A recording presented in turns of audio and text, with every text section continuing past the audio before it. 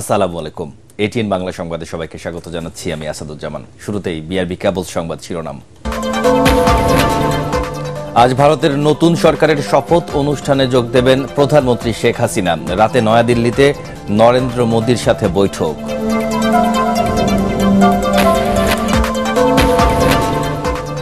অর্থ পাচার বন্ধে প্রস্তাবিত বাজেটে কালো টাকা সাদা করার সুযোগ, বললেন ওবায়দুল কাদের। রাঘব বোয়ালদের লুটপাটের ব্যবস্থা, বলছে মির্জা ফখরুল। পোশাক শিল্পে নতুন করে আরোপের প্রস্তাব পুনর্বিবেচনার দাবি রপ্তানিমুখী ব্যবসায়ীদের। মূল্যস্ফীতি নিয়ন্ত্রণে বাজেটে সুনির্দিষ্ট প্রস্তাবনা নেই, বললেন বিশেষজ্ঞরা। এবং রাজধানীর যাত্রাবাড়িতে জাল টাকা তৈরির সন্ধান।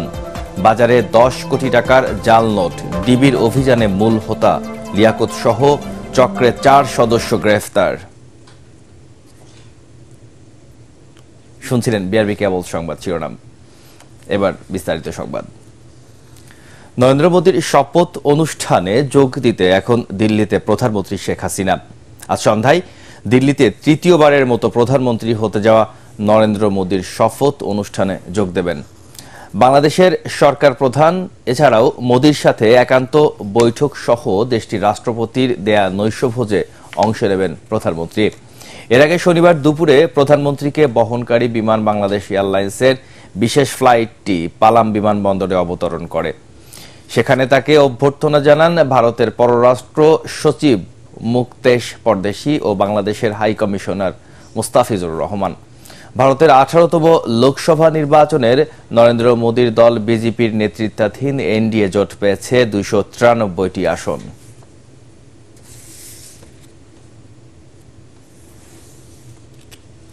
কালো টাকা সাদা করার প্রক্রিয়ায় অপ্রদর্শিত আয় বোধ করার মাধ্যমে অর্থ পাচার রোধ করা সম্ভব বলে জানান আওয়ামী লীগের সাধারণ সম্পাদক ওবায়দুল কাদের।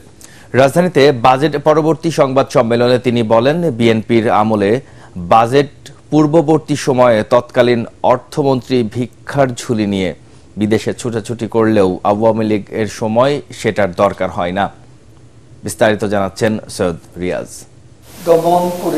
রাজধানীর বঙ্গবন্ধু এভিনিউয়ে দলের কেন্দ্রীয় কার্যালয়ে 2024-25 অর্থ বছরের প্রস্তাবিত বাজেট উত্তর সংবাদ সম্মেলনে আওয়ামী লীগ সাধারণ সম্পাদক বলেন, দেশের ইতিহাসে এই প্রথম প্রায় 8 লাখ কোটি টাকার বাজেট দেওয়া হয়েছে, যা বর্তমান সংকট মোকাবেলা, মূল্যস্ফীতি ও ডলার সংকট নিয়ন্ত্রণ এবং বেকার সমস্যা সমাধানে সহায়ক হবে।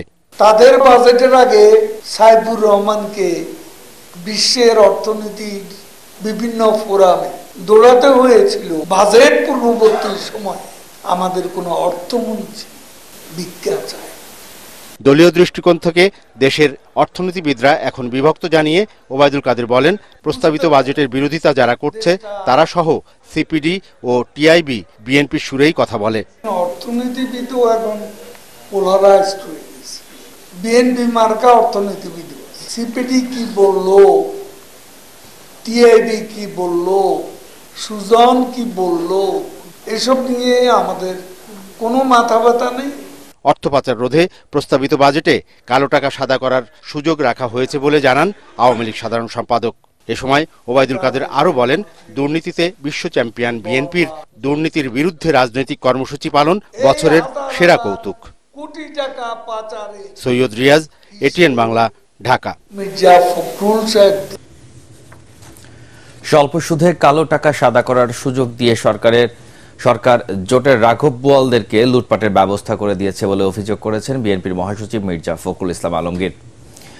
স্বাধীনতার স্বপ্নদ্রষ্টা সিরাজুল আলম খানের মৃত্যুবার্ষিকী উপলক্ষে প্রেস ক্লাবের জাতীয় সমাজতান্ত্রিক দল জেএসডির আয়োজিত আলোচনা সভায় তিনি এই অভিযোগ করেন।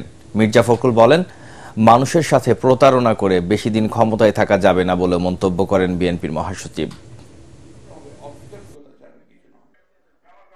15% যে আপনার কর দিয়ে কালো টাকা সাদা করা হবে, তার জন্য কি নাকি মাছের টোপ, মাছ ধরার জন্য যে টোপ দেওয়া হয়, তাই দুর্নীতিবাজদের ধরার জন্য টোপ দিচ্ছে। যে রাঘব বোয়ালদের লুটে খাওয়ার আরেকটা ব্যবস্থা করেছেন অর্থনৈতিক বিশ্লেষক।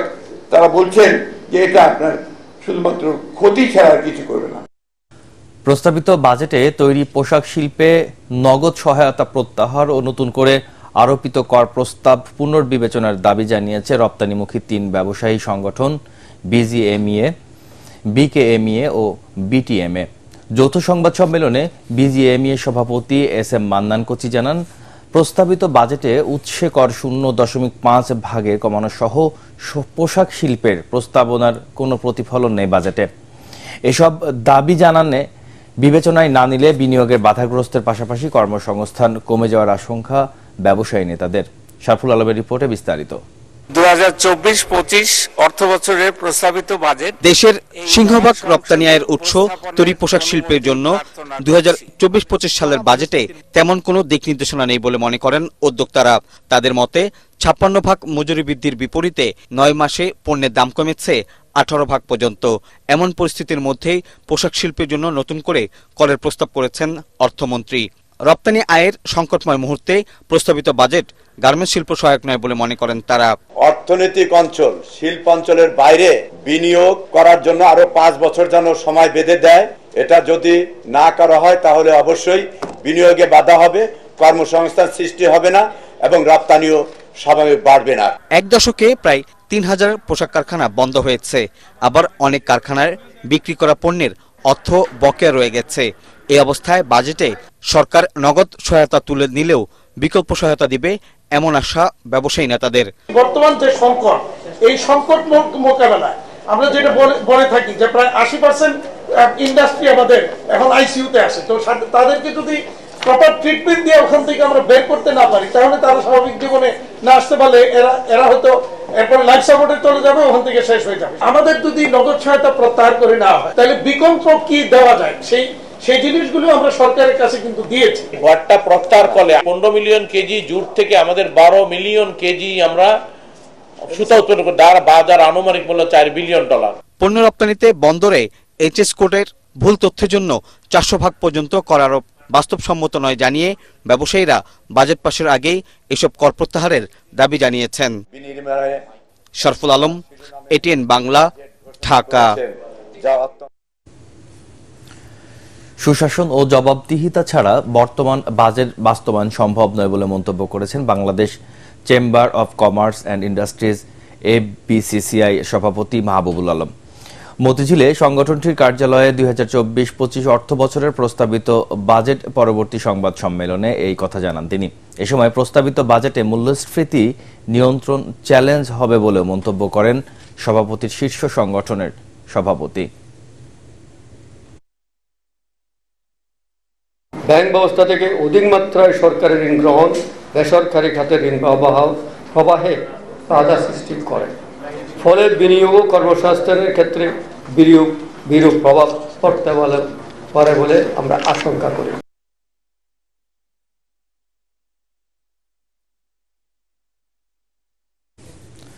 মূল্যস্ফীতি নিয়ন্ত্রণে এবারের বাজেটে সুনির্দিষ্ট প্রস্তাবনা নেই বলে মনে করেন সাবেক তত্ত্বাবধায়ক সরকারের অর্থ উপদেষ্টা ডক্টর মির্জা এবি আজিজুল ইসলাম।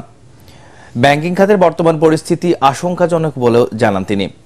এফডিসিতে ডিবেট ফর ডেমোক্রেসির বিতর্ক প্রতিযোগিতায় এসব কথা বলেন তিনি। অনুষ্ঠানে ডিবেট ফর ডেমোক্রেসির চেয়ারম্যান হাসান আহমেদ চৌধুরী কিরণ বলেন, ভারত, শ্রীলঙ্কা, নেপাল এমনকি সিরিলিয়নের থেকেও বাংলাদেশের মানুষের কর প্রদানের অনীহা বেশি। মিজান শাহজাহানের রিপোর্টে বিস্তারিত। ডিবেট ফর ডেমোক্রেসি আয়োজিত ছায়া সংসদে সরকারি দল Bangladesh university of business and technology, বিরোধী দল হিসাবে অংশ নেয় কুমিল্লা বিশ্ববিদ্যালয়। প্রস্তাবিত বাজেট অর্থনৈতিক স্থিতিশীলতা বজায় রাখতে সহায়ক হবে শীর্ষক বিতর্কে পক্ষে বিপক্ষে নানা যুক্তি তুলে ধরেন বক্তারা। 3টি চ্যালেঞ্জের মাধ্যমে এই বাজেট অর্থনৈতিক স্থিতিশীলতা বজায় রাখতে সহায়তা করবে। 6 থেকে 10% নিয়ে গেছেন, এক বছরের মধ্যে আপনি আবার বলছেন সেটি 10 থেকে 6 আনবেন, এটি সম্ভব না কিভাবে? অনুষ্ঠানে তত্ত্বাবধায়ক সরকারের সাবেক অর্থ উপদেষ্টা ডক্টর মির্জা এবি আজিজুল ইসলাম বলেন, সরকারি প্রতিষ্ঠান কিয়ামত পর্যন্ত ঋণ পরিশোধ করতে পারবে না। প্রস্তাবিত বাজেটে আঞ্চলিক ও শহর গ্রামের বৈষম্য ফুটে উঠেছে বলে মন্তব্য তার। নেপালে মাথাপিছু আয় কম হওয়া সত্ত্বেও কর আদায় বেশি হচ্ছে বলে মন্তব্য করে ডিবেট ফর ডেমোক্রেসির চেয়ারম্যান হাসান আহমেদ চৌধুরী কিরণ বলেন, দেশে করজাল বাড়াতে হবে। এখনো পর্যন্ত কর দিবার যে আগ্রহ, সে কর দিবার আগ্রহ থেকে আমরা একেবারেই সরে এসেছি। 80% বিত্তবানরা বাংলাদেশে কর প্রদান করে না। নেপাল, শ্রীলঙ্কা, ভারত চাইতেও কিন্তু আমরা কম কর প্রদান করে থাকি, যেখানে নেপালের মাথাপিছু আয় কম, তাদের কর প্রদানের রেশিও আমরা বেশি। সুতরাং কর প্রদানের ক্ষেত্রে, অভ্যন্তরীণ আয় বৃদ্ধির ক্ষেত্রে আমাদের সকলকে একসাথে কাজ করতে হবে। কর্পোরেশনের একটা বিরাট অঙ্কের টাকা তারা সরকারকে তথাকথিত ধার নিয়েছে, যেহেতু তারা অদক্ষ, তাদের প্রাইসিং ঠিক নেই, তাদের উৎপাদনের ক্ষেত্রে নানা রকমের সমস্যা আছে, ঋণ এইটার মাত্রা ক্রমশই বেড়ে যাচ্ছে এবং আমি বলে থাকি যে এটা কিয়ামত পর্যন্ত এই ঋণের পরিশোধ হওয়ার কোনো সম্ভাবনা আমি দেখতে পাচ্ছি না। রেমিটেন্সে প্রণোদনা 2.5% থেকে বাড়িয়ে 5% করার প্রস্তাব করেন হাসান আহমেদ চৌধুরী কিরণ।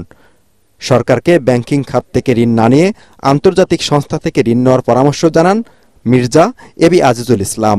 ব্যাংকিং সেক্টরে যে বর্তমান পরিস্থিতি আশঙ্কাজনক, অনেক ব্যাংকই কিন্তু তারল্য সংকটের সম্মুখীন। তার মধ্যে আবার সরকার এই বাজেটে অনেক বড় মাত্রায় ঋণ নেওয়ার ঘোষণা দিয়েছে, এটার গ্রহণযোগ্যতা প্রশ্নবিদ্ধ। বাজারে গিয়ে দেখবো মাছ, মাংস, ডিম, মুরগি, ডাল, তেল, লবণ, পেট্রোল, ভোজ্য তেল, চিনি, এগুলির দাম যখন কম সহনশীল মনে হবে, বাস ভাড়া কম মনে হবে, মেট্রো রেল ভাড়া কম মনে হবে, তখন মনে হবে বাজেটটি আসলে আমার জন্য গ্রহণযোগ্য বাজেট, মধ্যবিত্তের জন্য গ্রহণযোগ্য বাজেট, নিম্নবিত্তের জন্য গ্রহণযোগ্য বাজেট। তারা সরকার নানা ক্ষেত্রে ভর্তুকি প্রদান করে, কৃষি বলি, সার বলি, বিদ্যুৎ বলি, পানি বলি, আরএমজি খাত বলি, সর্বক্ষেত্রেই এই প্রণোদনা যাতে 5% বাড়ানো হয়। এবং মেট্রো রেল, যেটি সুসংবাদ আমাদের এই ঢাকাবাসীকে দিয়েছে, যাতে মেট্রো রেলের উপর কোনো রকম ভাবে ব্যাটার আরোপ করা না হয়, সেই সুপারিশ আয়োজনের মাধ্যমে করছি। বিতর্ক প্রতিযোগিতায় কুমিল্লা বিশ্ববিদ্যালয়কে পরাজিত করে বিজয়ী হয় Bangladesh university of business and technology. Mizan Shahjahan, ATN Bangla, Dhaka. রাজধানীর যাত্রাবাড়ি থেকে জাল মুদ্রার মাফিয়া লিয়াকত হোসেন জাকির সহ 4 জনকে গ্রেফতার করেছে মহানগর গোয়েন্দা পুলিশ ডিবি। এ সময় কোটি কোটি টাকার জাল টাকা ও বিপুল পরিমাণ বিদেশি মুদ্রা এবং সরঞ্জাম জব্দ করা হয়। পুলিশ বলছে, কুরবানির ঈদকে সামনে রেখে এসব টাকা ছড়িয়ে দেওয়ার পরিকল্পনা ছিল তার। জাল টাকা তৈরি ও বিতরণে জাকির 3 লাখ টাকা বেতনে 3 জন কর্মীকে নিয়োগ দেন। ইমদাদুল্লাহ বাপু রিপোর্টে বিস্তারিত। ঢাকা যাত্রাবাড়ির ধনিয়া এলাকায় ব্যবসায়ী পরিচয়ে এই বাসা ভাড়া নেন লিয়াকত হোসেন জাকির। সেখানে সহযোগী লিমা, সাজেদা, রোমানা ও মমতাজকে নিয়ে গড়ে তোলেন জাল টাকার কারখানা। জাল টাকা তৈরিতে জাকিরের রয়েছে প্রায় 25 বছরের অভিজ্ঞতা। হলোগ্রাফিক স্টিকার, জলছাপ এবং বিশেষ আঠা বাজার থেকে এনে সেগুলো দিয়ে তিনি তৈরি করতেন বিশেষ কাগজ, যা হাতে নিলে টাকশালে ছাপানো টাকার কাগজের মতোই মনে হবে। এরপর সেগুলোতে ছাপাতেন 1000, 500 ও 200 টাকার নোট। শুধু বাংলাদেশি টাকাই নয়, ভারতীয় রুপিও তৈরিতে বিশেষ নৈপুণ্য রয়েছে জাকিরের। বাংলা টাকাটাও যেভাবে বানায়, ইন্ডিয়ান রুপিটা ওইভাবে বানায়, ইন্ডিয়ান রুপিটা রাজশাহীর লোকের কাছে বিক্রি করে। জাল টাকা তৈরির পর নিজেও এসব স্থানীয় বাজারে ছড়িয়ে দিতে জাকির কাজে লাগাতেন নারী সহযোগীদের। আমি এই 200 টাকার একটা আর 500 টাকার একটা বান্ডিল নিছিলাম, 7-8টা এমন চালাইছি, হাতে ভাঙাইতাম, মানে বাজার করতাম স্যার। শনিবার জাকিরের টাকশালে অভিযান চালায় মহানগর গোয়েন্দা পুলিশ ডিবি। রমজানের ঈদ থেকে শুরু করে এখন পর্যন্ত সে 10-15 কোটি টাকা সেরেছে, কারণ সে তো প্রতি মাসেই বেতন দেয় 2.5 থেকে 3 লক্ষ টাকা। সুতরাং 2.5-3 লক্ষ টাকাগুলোকে দিতে গেলে তার কত টাকা তৈরি করতে হতে থাকে, তাকে নিজেতে লাভ করতে হতে থাকে। আগেও 4 বার জাল টাকা তৈরির অপরাধে পুলিশের হাতে জাকির ধরা পড়েন। জেলে গিয়ে আবার তারা আবার আবার নতুন একটা সংঘ তৈরি করে, এই সংঘের মাধ্যমে আবার বের হয়ে তাদের টিমে প্রায় 15-20 জন থেকে আমরা প্রায় 1.25 কোটি টাকা জাল নোট উদ্ধার করেছি এবং আরো 3 কোটি টাকা জাল নোট তৈরির কাগজপত্র বানানোর জন্য যা দরকার সবই আমরা সেখান থেকে উদ্ধার করেছি। এবছর শহর এবং গ্রামের সবগুলো হাটে জাল টাকা শনাক্তের যন্ত্র স্থাপনে কর্তৃপক্ষকে পরামর্শ দিয়েছেন পুলিশের এই কর্মকর্তা। ইমদাদুল্লাহ বাবু, এটিএন বাংলা, ঢাকা। স্থানীয় সরকার নির্বাচনে দলীয় প্রতীক বাদ দেওয়ার সুযোগ নেই বলে জানিয়েছেন এলজিআরডি মন্ত্রী মোহাম্মদ তাজুল ইসলাম। রাজধানীতে নির্বাচন কমিশন বিটে কর্মরত সাংবাদিকদের সংগঠন আরএফইডির আয়োজিত সেমিনারে তিনি বলেন, এ নিয়ে আইন সংশোধন করার কোনো পরিকল্পনা নেই। তবে বিশ্লেষকদের অনেকে বলছেন, দলীয়ভাবে নির্বাচনের কারণে স্থানীয় সরকার ব্যবস্থা সক্রিয়তা হারাচ্ছে, নির্বাচন কমছে ভোটের হার। রিপোর্ট করছেন আদ্দিন সজীব। আইন অনুযায়ী দলীয়ভাবে স্থানীয় সরকার নির্বাচনের সুযোগ থাকলেও ক্ষমতাসীন দল এবার দলীয় প্রতীক না দিয়ে সবার জন্য উন্মুক্ত রাখে উপজেলা নির্বাচন। এতে করে স্থানীয় নির্বাচনে দলীয় প্রতীকের আদৌ প্রয়োজন আছে কিনা তা নিয়ে নতুন করে প্রশ্ন ওঠে। প্রতীকটা দেওয়ার পেছনে হচ্ছে সেন্টারের ক্ষমতাটা হাতে রাখা।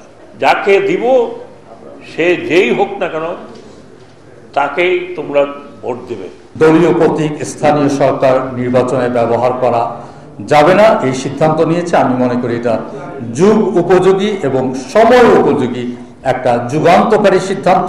একই সাথে প্রশ্ন ওঠে উপজেলা সহ স্থানীয় সরকার কাঠামোতে সংসদ সদস্যদের প্রভাব নিয়েও। বিশ্লেষকরা বলছেন, নির্বাচনী এলাকার জন্য সংসদ সদস্যদেরকে 25 কোটি টাকা বরাদ্দ দেয়া সংবিধান পরিপন্থী। তো স্থানীয় সরকার ব্যবস্থাকে দুর্বল হওয়ার দুটো কারণ, একটা হলো মাননীয় সংসদ সদস্যদের হস্তক্ষেপ, আর দ্বিতীয় হলো যে প্রশাসনের নিয়ন্ত্রণ। সব ক্ষেত্রে কিন্তু স্বাধীনতাটাকে খর্ব করা হচ্ছে উপজেলা পরিষদের। তবে অবশ্যই উপজেলা পরিষদের চেয়ারম্যানদের একটা জবাবদিহিতা অবশ্যই থাকবে।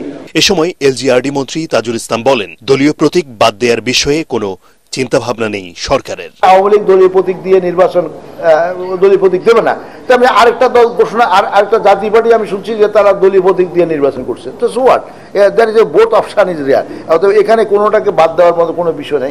আরএফ ইডির সভাপতি ও এটিএন বাংলার প্রধান প্রতিবেদক একরামুল হক সায়েমের সভাপতিত্বে অনুষ্ঠানে স্থানীয় জনপ্রতিনিধিরাও বক্তব্য রাখেন। রাজনৈতিক সংস্কৃতির আদ্দিন সজীব, এটিএন বাংলা, ঢাকা। বর্ণাঢ্য আয়োজনে উদযাপিত হল দেশের জনপ্রিয় ও প্রথম 24 ঘন্টার নিউজ চ্যানেল এটিএন নিউজের 14 বছর পূর্তি। রাজধানীর কারওয়ান বাজারে টেলিভিশনটির কার্যালয়ে শুভেচ্ছা জানাতে আসেন মন্ত্রিসভার সদস্য, বিভিন্ন রাজনৈতিক দলের নেতা, বিশিষ্ট জন ও শুভানুধ্যায়ীরা। তাদের স্বাগত জানান এটিএন বাংলা ও এটিএন নিউজের চেয়ারম্যান ডক্টর মাহফুজুর রহমান। এ সময় বস্তুনিষ্ঠ সংবাদ পরিবেশন ও অগ্রযাত্রায় এটিএন নিউজের পাশে থাকার অঙ্গীকারও করেন তারা। রিপোর্ট করছেন মাজারুল হক মুহাজির। 14 পেরিয়ে 15তে পা দিল দেশের প্রথম 24 ঘন্টার সংবাদ ভিত্তিক চ্যানেল এটিএন নিউজ। তাই তো প্রতিষ্ঠানটির জন্মদিনে শুভেচ্ছা জানাতে এসেছেন মন্ত্রিসভার সদস্য, বিভিন্ন রাজনৈতিক দলের নেতা, বিশিষ্টজন ও শুভানুধ্যায়ীরা। সৎ সাংবাদিকতা এবং বস্তুনিষ্ঠ সংবাদ প্রচারের মাধ্যমে কোনো প্রতিষ্ঠান যে সামনের দিকে এগিয়ে যাওয়া যায় তার প্রমাণ হচ্ছে এটিএন নিউজ। এখানকার সাংবাদিকতার মান ভালো, যথেষ্ট নিরপেক্ষ বলে আমি মনে করি। এটিএন নিউজ বাংলাদেশের এগিয়ে চলার পথে, এগিয়ে যাওয়ার পথে তার অবদান সুদৃঢ় করবে। এ সময় এক যুগের বেশি সময় ধরে চলা এই চ্যানেলের বিভিন্ন চ্যালেঞ্জের কথা তুলে ধরেন এটিএন বাংলার বার্তা বিভাগের নির্বাহী পরিচালক হাসান আহমেদ চৌধুরী কিরণ। এটিএন বাংলা এটিএন নিউজ এমন একটি প্রতিষ্ঠান, তারা বস্তুনিষ্ঠ সংবাদ পরিবেশনের ক্ষেত্রে কোথাও কোনো কম্প্রোমাইজ করে না। তারা বস্তুনিষ্ঠ সংবাদ পরিবেশনের ক্ষেত্রে রাজনীতি বুঝে না, তারা বস্তুনিষ্ঠ সমাজ প্রতিবেদন প্রকাশ করতে কোনো প্রভাবশালী ব্যক্তি বুঝে না। তারা সমাজের নিপীড়িত মানুষের সাথে একসাথে কাজ করে তারা সংবাদ পরিবেশন করে থাকে। দেশে সংবাদ ভিত্তিক নিউজ চ্যানেলের স্বপ্নদ্রষ্টা এটিএন বাংলা ও এটিএন নিউজের চেয়ারম্যান ডক্টর মাহফুজুর রহমান জানান, কোনো বিভ্রান্ত ছড়ানো নয়, বস্তুনিষ্ঠ সংবাদ প্রকাশে বদ্ধপরিকর এটিএন নিউজ। সর্বপ্রথম আমার কৃতজ্ঞতা প্রকাশ করি আমাদের মাননীয় প্রধানমন্ত্রী শেখ হাসিনার প্রতি, যে উনি এই দুটি চ্যানেলই উনি আমাদেরকে স্যাংশন দিয়েছিলেন এবং এটিএন নিউজ হচ্ছে আমার কাছে ওনার উপহার স্বরূপ। উনি এটা আমাকে উপহার স্বরূপ এই চ্যানেলটি দিচ্ছেন। বাংলাদেশের কেউই দুটো চ্যানেল পায় নাই একমাত্র আমি ছাড়া। এই পরের এটিএন নিউজটা ধরতে গেলে উনি আমাকে জবরদস্তি নিব না, তবু বলে না আপনাকে আমি দিবই। আগামীতেও বস্তুনিষ্ঠ সংবাদ পরিবেশনায় জনপ্রিয় এই নিউজ চ্যানেলের পাশে থাকার কথা জানান অনুষ্ঠানের প্রধান অতিথি স্বরাষ্ট্রমন্ত্রী আসাদুজ্জামান খান কামাল। আমাদের মাননীয় প্রধানমন্ত্রী যে বাংলাদেশকে কিভাবে পাল্টে দিয়েছেন সেই নিউজগুলি তারা যথার্থভাবেই তুলে ধরছেন এবং ভবিষ্যতে আরো সুন্দরভাবে তুলবেন। বাংলার 24 ঘন্টা এই স্লোগান নিয়ে 2010 সালে আনুষ্ঠানিকভাবে যাত্রা শুরু করে দেশের প্রথম স্যাটেলাইট ভিত্তিক 24 ঘন্টা নিউজ চ্যানেল এটিএন নিউজ। মাসহারুল হক মুহাজির, এটিএন বাংলা, ঢাকা। বেসরকারি সংগঠন কাঙ্ক্ষিত বাংলাদেশ রাজধানীর নায়ানুগ সমাজ গঠনে সমন্বিত দুর্নীতি নির্মূল উদ্যোগ শীর্ষক সেমিনারের আয়োজন করে। অনুষ্ঠানের বক্তারা ন্যায় বিচার ও দুর্নীতিমুক্ত সমাজ প্রতিষ্ঠার আহ্বান জানান তারা। তারা বলেন, মুক্তিযুদ্ধে বিজয়ের 53 বছর পরেও স্বাধীনতার সুফল নিশ্চিত করা সম্ভব হয়নি। মানুষের অধিকার নিশ্চিত করতে সর্বস্তরের জনগণকে ঐক্যবদ্ধ হওয়ার আহ্বান জানানো হয় এই অনুষ্ঠান থেকে। এ সময় উপস্থিত ছিলেন বাংলাদেশ সুপ্রিম কোর্টের সিনিয়র আইনজীবী ও সেমিনারের আহ্বায়ক আহমেদ আলী শেখ সহ অন্যান্যরা।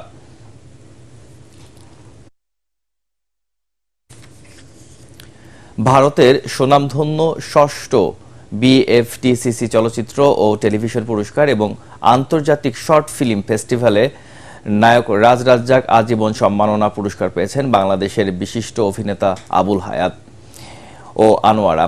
অনুষ্ঠানে সম্মানিত তিনি হিসেবে উপস্থিত ছিলেন বাংলাদেশের দুর্যোগ ব্যবস্থাপনা ও ত্রাণ প্রতিমন্ত্রী মহিবুবুর রহমান।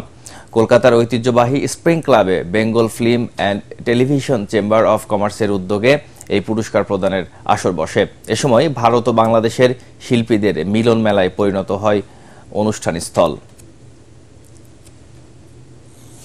আধুনিক ফ্যাশনেবল পোশাক নিয়ে রাজধানীর বসুন্ধরা শপিং মলে যাত্রা শুরু করল রূপ ফ্যাশন হাউস। শপিং মলের লেভেল 3-তে নতুন শোরুমের উদ্বোধন করেন ফ্যাশন হাউসটির কর্ণধার রূপা সাহা। এ সময় তিনি বলেন, নারীর পছন্দ ও হাল ফ্যাশনের প্রতি প্রাধান্য দিয়ে পোশাকের ডিজাইন করা হয়েছে। উদ্বোধনী পর্বে উপস্থিত ছিলেন রূপ ফ্যাশন হাউসের কর্মী ও শুভানুধ্যায়ীরা।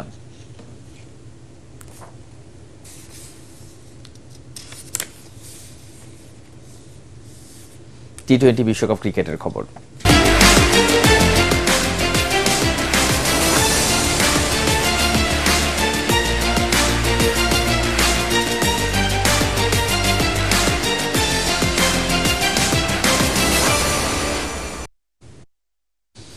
দারুণ নাটকীয় আর রোমাঞ্চে ঠাসা ম্যাচে শ্রীলঙ্কাকে 2 উইকেটে হারিয়েছে বাংলাদেশ। এতে টি-20 বিশ্বকাপে নিজেদের আত্মবিশ্বাস বাড়িয়ে নেয়ার পাশাপাশি সুপার 8-এ খেলার পথ এক পা দিয়ে রাখল লাল সবুজের দল। এ জয়ে পাওয়া আত্মবিশ্বাস গ্রুপের বাকি 3 ম্যাচে কাজে লাগাতে চান টাইগারদের অধিনায়ক নাজমুল হোসেন শান্তর। পরাগ আরমানের রিপোর্টে বিস্তারিত। পরাজয়ের বৃত্ত ভেঙে জয়ে ফিরতে পারায় খুশি বাংলাদেশ দলের অধিনায়ক নাজমুল হোসেন শান্ত। বাংলাদেশকে নিয়ে প্রত্যাশা কমই ছিল ভক্ত সমর্থকদের, কিন্তু বিশ্বকাপের মঞ্চে খেলতে নেমেই শ্রীলঙ্কাকে 2 উইকেটে হারিয়ে হিসেব নিকেশ পাল্টে দিয়েছে টাইগাররা। এতে সুপার 8-এ জায়গা করে নেওয়াটা বেশ সহজ হয়ে গেল বাংলাদেশের। আমরা সবাই জানতাম যে এই ম্যাচটা কত গুরুত্বপূর্ণ আমাদের জন্য, বাট আমার মনে হয় যে আমরা স্টার্টটা ভালো পাইনি বোলিংয়ে। বাট তারপরে যেভাবে সবাই কাম ছিল, যেভাবে ডিসিশনগুলো নিয়েছি মিডল ওভার স্পেশালি বোলাররা, আমার কাছে মনে হচ্ছে এরকম প্রেশার ম্যাচ আমি আর এর আগে খেলিনি। বাট আল্লাহর অশেষ রহমত, আলহামদুলিল্লাহ যে খেলাটা দিন শেষে জিততে পেরেছি। যদিও বাজে ব্যাটিং এর কারণে কিছুটা অস্বস্তি রয়েছে বাংলাদেশ শিবিরে, কিন্তু প্রথম ম্যাচ থেকে পূর্ণ 2 পয়েন্ট পাওয়ায় খুশি শান্ত। ব্যাটসম্যানরা সবাই জানে যে আমরা হয়তো ভালো ব্যাটিং করিনি, বাট সবাই প্রতিদিন ভালো খেলবে না। যেরকম হৃদয় খুব ভালো ইনিংস খেলেছে, রিয়াদ ভাই খেলাটা শেষ করলো, লিটন অনেকদিন পরে সুন্দর একটা স্টার্ট দিয়েছে। সো কিছু কিছু জায়গায় ভালো আছে। সো আমি যেটা আশা করব যে যেদিন সেট হবে সে যেন খেলাটা জিতায়। আগামী সোমবার রাতে নিউ ইয়র্কে নিজেদের দ্বিতীয় ম্যাচে বাংলাদেশের প্রতিপক্ষ দক্ষিণ আফ্রিকা। পরাগ আরমান, এটিএন বাংলা। এবার পার্টেক্স খেলার খবর।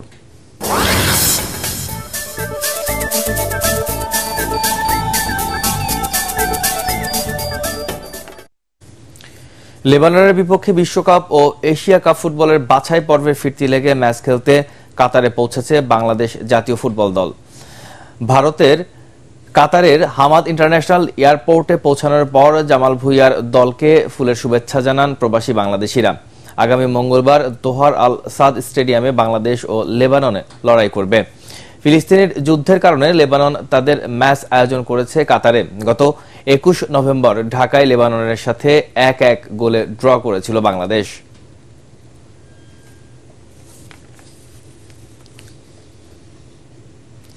শেষ করার আগে বিআরবি কেবল সংবাদ শিরোনামগুলো জানিয়ে দিচ্ছি আরো একবার। আজ ভারতের নতুন সরকারের শপথ অনুষ্ঠানে যোগ দেবেন প্রধানমন্ত্রী শেখ হাসিনা। রাতে নয়াদিল্লিতে নরেন্দ্র মোদীর সাথে বৈঠক।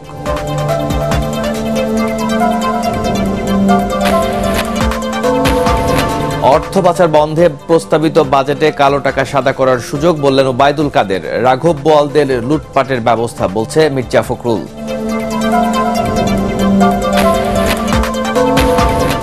পোশাক শিল্পে নতুন কর আরোপের প্রস্তাব পুনর্বিবেচনার দাবি রপ্তানিমুখী ব্যবসায়ীদের।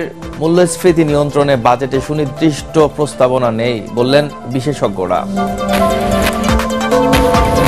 এবং রাজধানীর যাত্রাবাড়িতে জাল টাকা তৈরির সন্ধান, বাজারে 10 কোটি টাকার জাল নোট। ডিবির অভিযানে মূল হোতা লিয়াকত সহ চক্রের 4 সদস্য গ্রেফতার। পরবর্তী সংবাদ দেখার আমন্ত্রণ জানিয়ে এখনকার মতো শেষ করছি। এটিএন বাংলার সংবাদ ইউটিউবে দেখতে ব্রাউজ করুন youtube.com/ATN Bangla News।